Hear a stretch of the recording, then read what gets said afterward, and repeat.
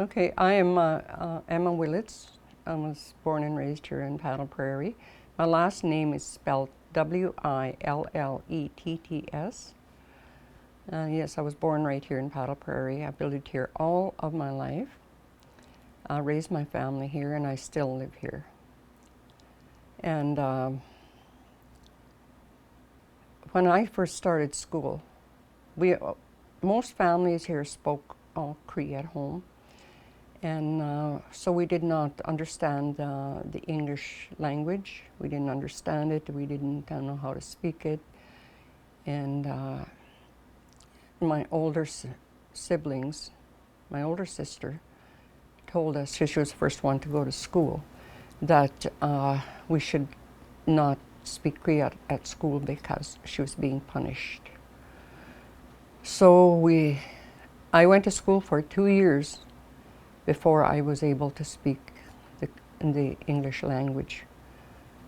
We were made to feel that our language was not worth, that it was not worth anything. We had to learn the English. I was the only way to go. So from that point on, we began to lose our language, slowly but surely. So, yeah, life was very hard because it was like two worlds colliding. And then we were fearful because of the stories of the residential schools, of what happened, so we were very, very afraid. And also we were afraid of any higher authority. Like if the police happened to come to our door, someone would say, "Smagans," and everybody would just run and hide, and there was nobody, just one person at the door. We'd all hide. That's just an example of how we were so afraid of a higher authority, which stemmed from the residential school. And then from there, it just kept on going. And anyway, from there, we all more or less made up our minds that we would not teach our children something that they're going to be punished for. So we just kind of forgot it as quickly as we could. And to this day, there's hardly any people who speak it, except for my age. Like once in a while, we do get a chance to have a conversation, a little bit here and there, but it's usually half English and half Cree. But still, that's better than nothing. Later on, and it's been years back, quite a while back, where I taught Cree. I took the training to teach, and my title was a native language instructor. I taught for 8 years here in Prairie for Northland School Division. I also drove school bus for 9 years at the same time. I had 2 part-time jobs. It was very hard teaching Cree, and I still sub today every once in a while. And I find it's getting even worse than it was back then because of the modern technology. First of all, our cultural holders, our elderly people, are not highly educated and do not know too much about this modern technology. I feel that they are our teachers. And what I found when I was teaching Cree, that the children learned more rapidly on a hands-on basis. So I believe that if we go towards that route where our cultural holders are helping with setting up the program more than they are, well, they're excluded as is. So it makes it very hard. I think back then how hard it was, but still I was given the freedom at one point, or a couple times during that time, where I had a cultural week, and I took full advantage of that. It was all hands-on learning, and the children, to this day, those the children that I taught, when I see them, they still talk about it, how they liked it so much. But it was a kind of a once in a lifetime thing, which was very sad. I feel that this type of teaching has to go on more in the schools, at least 4 times a year, because if we are teaching our cultural ways, we have the 4 seasons. Different things happen in different seasons that need to be taught. The once a year thing just does not cut it. We're just not getting anywhere. The ones that I've been being taught the Cree language all these years, I don't hear anyone speaking fluently. So we're doing something wrong. We need to correct the program that is there. They have a lot of good tools, but they're missing the one main one, which is the elder teaching. I have brought a worksheet here that I had done myself. This is the commands. And this goes back to what I'm talking about here. Because when we're teaching Cree, the way the system is set up, we're teaching one word at a time. And we're trying to make them write the word. Our words in Cree can be long. The children get very frustrated. The reason being, our language only has 13 alphabets, and the English has 26. And then going from there, you cannot translate, because the other point is, in the English language, we make the sounds from our tongue with our tongue and our teeth.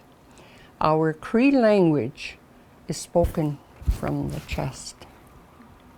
The sounds are different. So the children find it very complicated, and they get frustrated when they are being taught to write the words in English form, when you cannot do that. Also, the meanings are different. I'm going to give you an example. When you ask someone to turn around, like sit backwards, you say, "Atimapi." Now you cannot translate that into the English language, because atim means a dog. Now, I've had some say, "Oh, teacher, what does this mean? How am I to sit like a dog?" Like you'd say, "Atimapi," for sit, with your back towards me, "Atimapi." But they had already learned, "Api" means sit down. "Atim" is a dog. So, "Teacher, how do I sit like a dog? What are you saying?" See, there's examples like that you just cannot. So this is so frustrating not only to the Cree instructors, but to our students. The Cree language, because when we were growing up, we were not taught with a pen and paper. We were taught to speak the language by hearing it. I do not hear it in the classroom here or anywhere. The only time they hear it is when they're being taught one word at a time, because of the little time there is for the class. Say 30 minutes, 40 minutes. It is not enough time.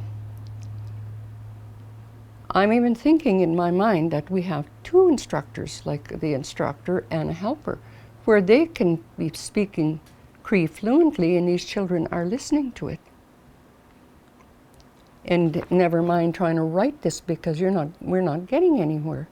They're not grasping it because it's too complicated. You cannot combine the two languages that don't have the same alphabet form. It's not only us who, with the different language north of us, they use a different part of their body. They use back here. They go when they speak, because they're using this part. We use this part. The English use the tongue and the teeth to make the perfect sound. We cannot combine the two. And because we're short of the alphabet for our language, we have to make the different sounds that they don't have the alphabet to fit the sounds that our language makes. The other thing I found about teaching Cree is the children learned more while we were having fun. The Cree language is very fun to speak because it's just a fun language. And in order for them to learn, it has to be made like hands-on and kind of a fun going. Why I say that, the 1 week when I was teaching there, I was allowed 1 week. Oh, did I ever take advantage of that? Because I was the instructor and the school bus driver, I could combine the two. I did this at my home. I had one of my sons had killed a moose, so I used that for the students to come. So I was hauling back and forth every 40 minutes myself, but we set up the meat rack. Each group had come. They helped me set it up. It was a small rack. And the next group came, and we showed them the proper wood to use for the right flavor. And then the next group came and started cutting the meat. The next group came and hung it. And I just kept going like that for the whole week. I was handling that one bunch. And then the other thing that I noticed I really enjoyed was the little field trips, where I would take one class and we went in to pick the mint tea, laboom we call it, and we picked that. And I had them prepare everything for it. In the end, we had the last day, we had a celebration. And at that time, I was milking a cow and had a cream separator and a butter churn. So each group did something different. We had made our own butter. And then when the dry meat was done, we had our dry meat and the butter.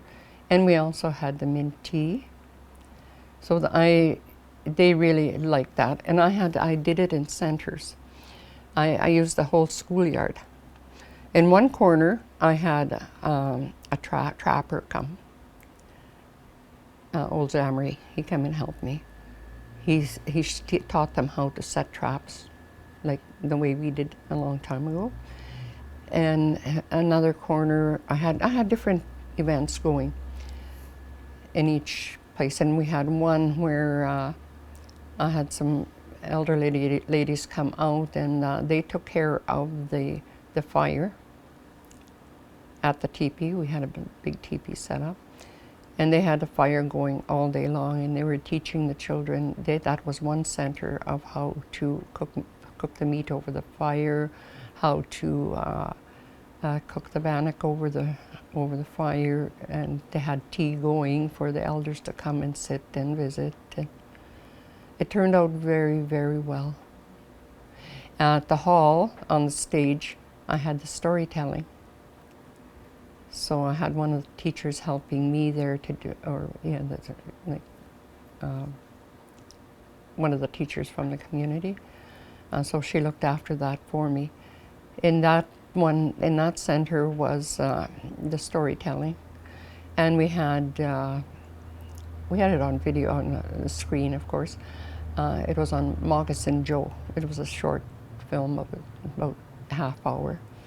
And then there was coloring books to go with that. So they really enjoyed that part. We had different centers like moccasin making, similar to what they're doing, but yeah, it was a little bit different. So we did that all week. Sure kept me busy, but to this day I totally enjoyed working with those children. Actually, I don't really need to speak about all of that, but one of the important things that I feel that needs to be brought in is our history. It needs to be brought in. We have some already, but it needs to be It needs to be updated, maybe. I don't know if we can actually update it, but anyway, there's some very important thing. There is actually, sorry, there should be could be a change in here because each settlement is different, and it should be made to. We have our own. This is our first, the beginning of the Métis, you know, like the history of, who is this? Dumont? Gabriel Dumont. And then from there, it could, like how the settlements began to how our local governing body sits. Our children don't know anything about it. And they are our future leaders. And they are not being taught anything about it.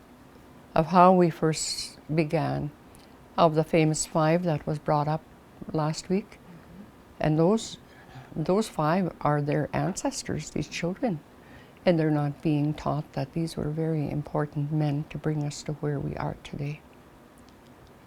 That's what I find missing there.